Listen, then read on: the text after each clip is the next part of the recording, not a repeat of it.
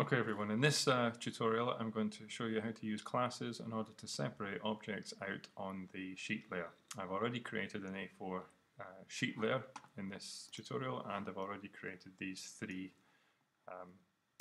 objects here which I want to place on the sheet layer individually, separate them out.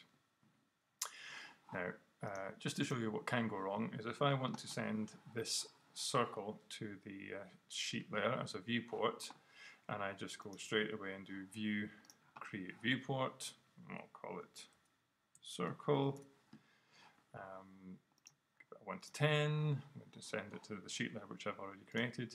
You'll see that I haven't told Vectorworks at all that I only want to see the circle. It doesn't know I want to see the circle, and so I've got all the objects there on my sheet layer, which is no use to me. So I'm just going to delete that and go back to my design layer. Now the only way I can separate these out, or the best way I can separate these out, is to create classes which I can assign to each of the objects. At the moment, when I click on an object and look at the object info palette, I can see that it inhibits the class none. Likewise, the triangle and the square are all in class none. So I'm going to have to create some new classes. So this little button here, I can click on that and I will go into the classes organization palette. So I'm going to do some new classes. I'm going to call one circle,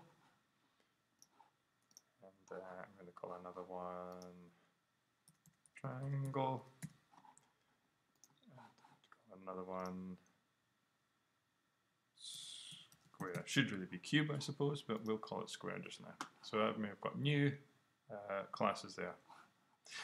Incidentally, the dimension and none classes remain. They are permanent classes that you can't get rid of. They come into the drawing automatically. So the three that we've created are circle, square, and triangle. Okay. Now I'm going to click on the circle, and in the object info palette, where it says none, if I click the little drop down here, I can then assign the circle class to that. Triangle, of course, I will assign to the triangle class, and the square I will assign to the square class. So now each of my objects has its own class. Okay, now I'm going to go back and do the same thing again with the circle, and I'm going to create the viewport. So View, Create Viewport, and I'm going to call it Circle.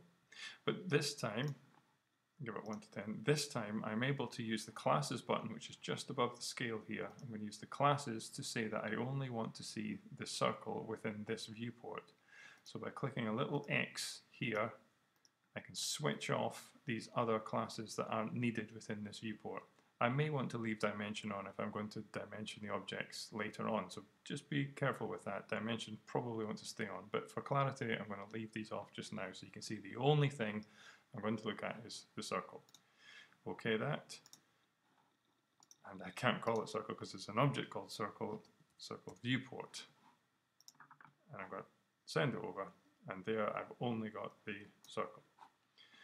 Just to show you this again from another view, I can do exactly the same by going to the left hand view, and there's no way I would be able to separate that circle out. That's the circle there, and if I just want to check, I can highlight it and see that it is indeed the circle.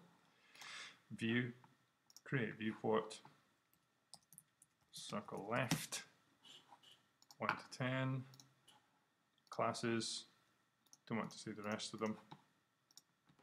Okay, and then I have my side view of my circle. So by assigning things classes and then using the classes function within the viewport, I can then decide what is shown and what's not shown. So I can quite easily lay out my triangle over here, square down here, circle over here.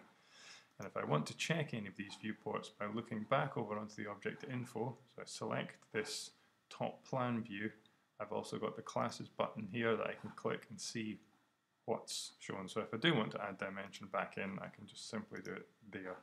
Likewise, that one, the side view, back to classes, and add dimensioning back in if I do want to add dimensions at a later date.